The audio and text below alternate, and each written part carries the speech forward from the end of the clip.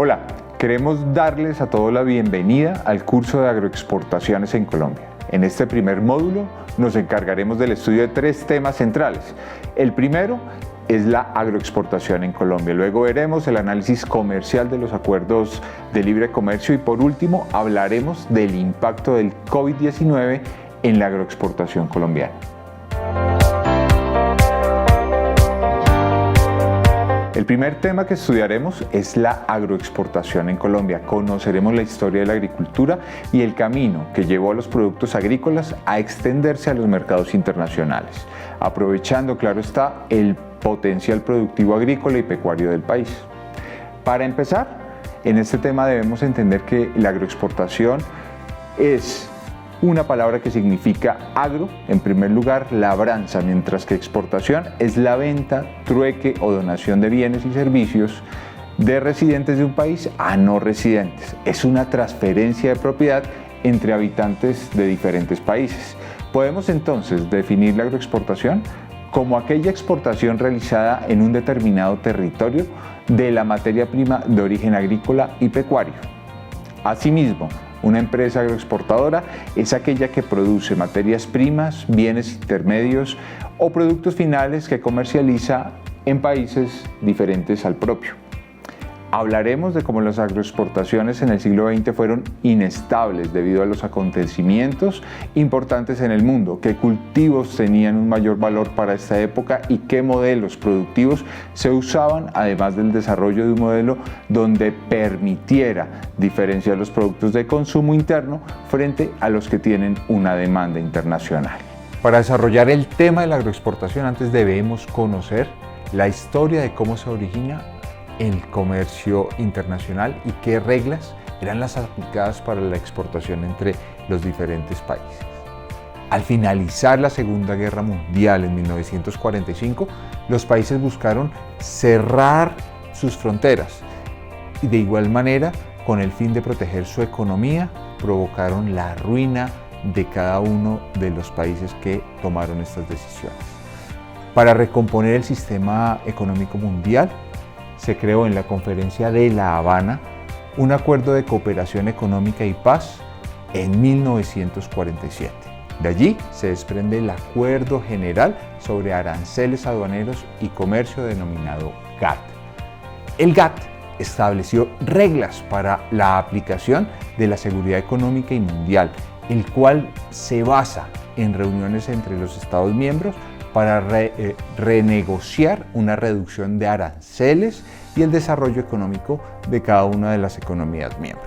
En un principio, el GATT lo constituyeron 23 países y perduró como un acuerdo por 47 años, siendo una organización de manera provisional.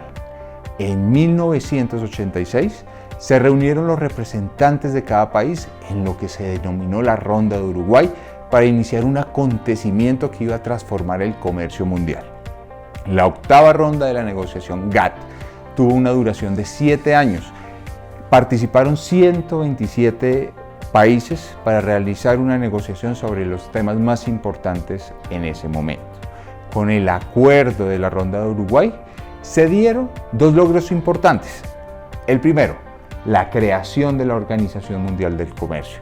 Y el segundo, los acuerdos que formaron reformas importantes de productos agrícolas, específicamente una reducción gradual de las restricciones de los textiles y la reducción de los aranceles. En las primeras rondas internacionales de comercio, el tema de la propiedad intelectual tuvo un asidero importante, un sistema que buscaba ser más efectivo también en la solución de las controversias existentes en materia comercial de los países. En 1995 se crea la Organización Mundial del Comercio, la cual adopta la funcionalidad del GATT, pero también se ocupa de nuevos sectores como el comercio, las telecomunicaciones, el financiero y los temas de propiedad intelectual. La OMC define las normas para el comportamiento de los estados en materia de política comercial.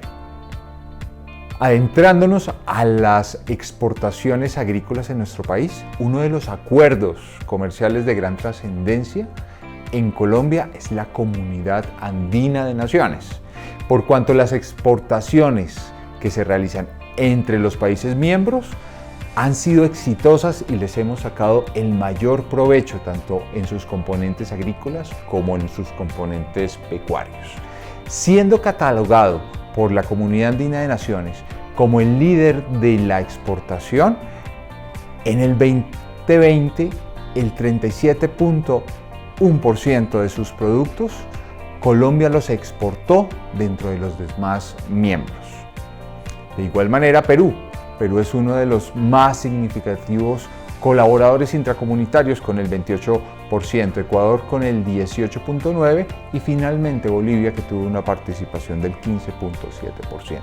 La Comunidad Andina de Naciones fue creada en 1969 y entró en vigor el 16 de octubre del 69. Los países miembros de este acuerdo en un principio eran Perú, Colombia y Chile. A finales del 69, Ecuador y Bolivia, y se adhirieron finalmente en 1973 Colombia y Venezuela. Después Chile se retira de la Comunidad Andina y a la par Venezuela, que abandonan en el 2006 la Comunidad Andina como protesta a futuros acuerdos comerciales y que Colombia firmaría después de manera directa junto con Perú en el acuerdo comercial con los Estados Unidos. En el siguiente contenido desarrollaremos uno de los instrumentos que sienta las bases en los convenios y es la integración económica.